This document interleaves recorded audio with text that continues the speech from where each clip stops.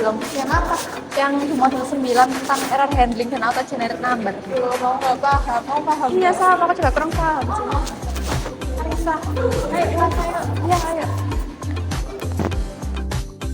Tapi kamu udah belum tugas-tugas? Tugas yang mana ya? Oh, sebenarnya aku belum sih, karena aku gimana kalau kita kenal ke bapaknya biar kita dijelasin sekarang gitu. Iya, ayo, ya, ayo.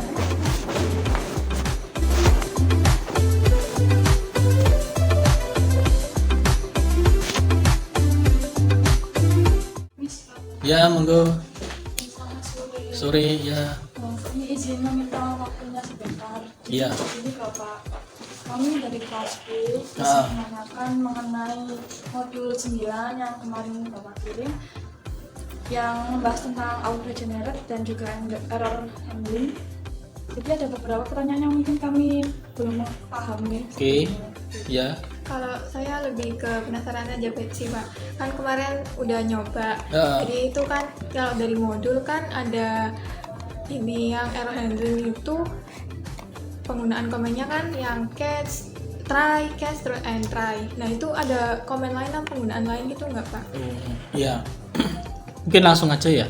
Langsung saya sampaikan aja. Jadi kalau di ini tentang Visual Studio ya.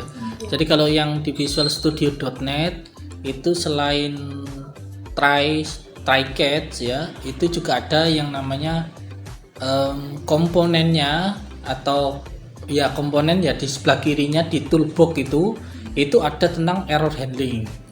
Jadi error handling itu bisa digunakan semisal untuk inputannya kosong, itu nanti dia bisa muncul kayak semacam kayak kalau kita ngisi di sebuah website, kalau isiannya kosong, kalau kita pindah baris gitu ya, maka dia akan muncul kayak semacam note-nya gitu, data tidak boleh terisi. Nah itu juga bisa.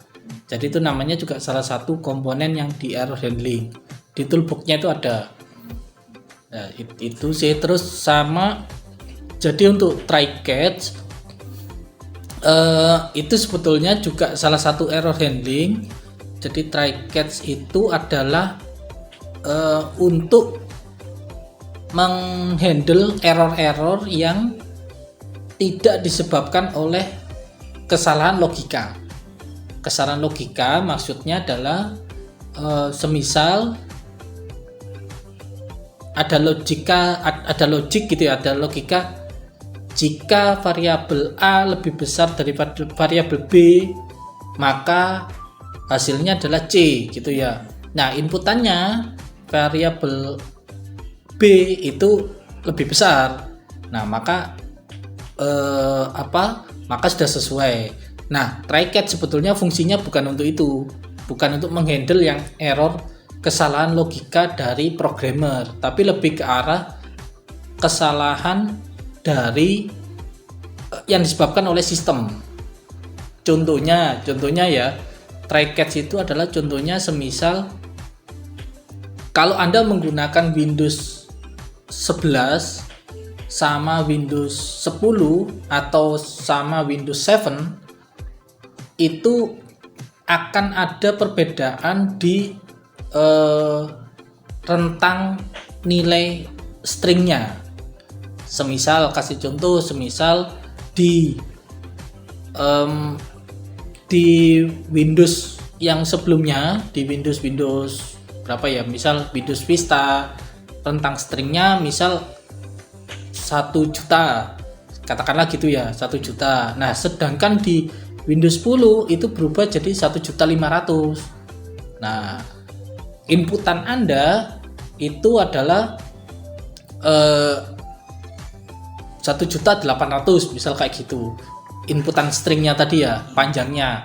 Nah, ini kan otomatis bukan kesalahan logika dari programmer kan, tapi kesalahan dari sistemnya kan gitu. Nah, itu yang bisa dihandle oleh dari pihak try catch-nya tadi gitu sih. Jadi intinya try catch itu digunakan ketika ada kesalahan bukan dari kesalahan logika si programmernya.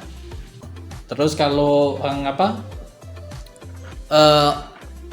auto generate ya. Kalau di auto generate itu biasanya kegunaannya itu bisa langsung ke penomoran dari suatu kode barang, itu bisa penomoran dari transaksi, itu juga bisa. Jadi ada beberapa kasus ya, ada beberapa kasus itu yang antara auto generate number dengan error handling ini memang satu kesatuan gitu, ada satu kesatuan. Kayak contoh ya, semisal Anda ingin memformat sebuah teks gitu, kayak nomor surat lah, nomor suratnya adalah 202 garis miring UPN Veteran Jawa Timur garis miring SI garis miring bulannya Juni tapi ditulis pakai Romawi VI ya garis miring tahun 2024. Nah ini kan campuran ya, campuran, ada angka tadi 202, terus ada Romawi, terus ada tahun.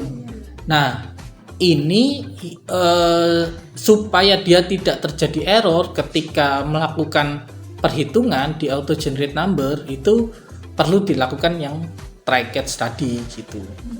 Kan itu logiknya adalah saya harus memotong dulu 202 itu, saya potong dari data terakhir kan gitu, dipotong mulai garis miringnya setelah 202 sampai ke belakang, saya potong, kemudian saya dapat nih angkanya, angka terakhirnya berapa? Oh 201, maka angka terakhir 201 saya tambahkan, saya convert dulu ke integer supaya dia bisa dijumlahkan kan gitu kan. Kalau string dijumlahkan kan nggak bisa, tapi supaya bisa dijumlahkan maka ditambahkan, saya convert dulu ke integer, baru nanti dijumlahkan atau ditambahkan 1 sehingga nanti munculnya adalah 202 semacam itu gitu sih. Mungkin cukup sekian Gitu ya. Terima kasih Pak. Ya mari ya. Ya monggo. Assalamualaikum. Monggo, waalaikumsalam.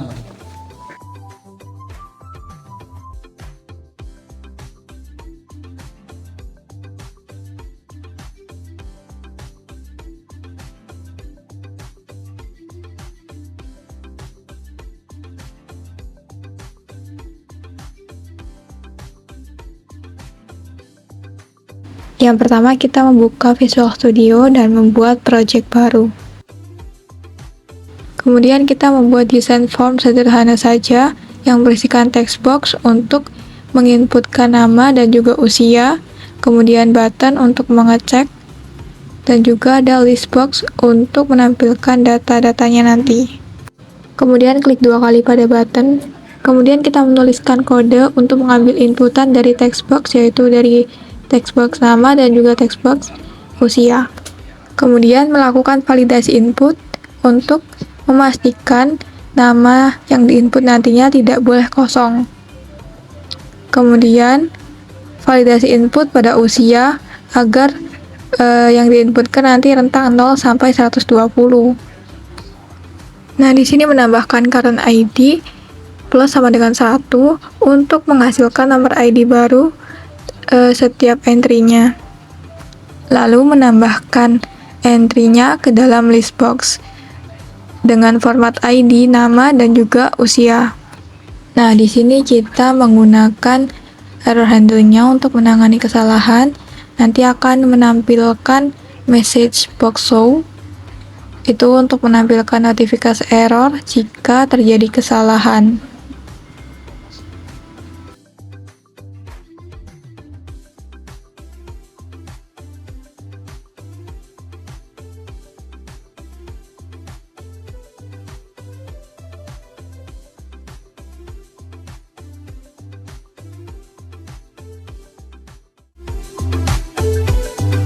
Nah, di sini terdapat error karena belum mendeklarasikan variabel current ID-nya, yaitu integer.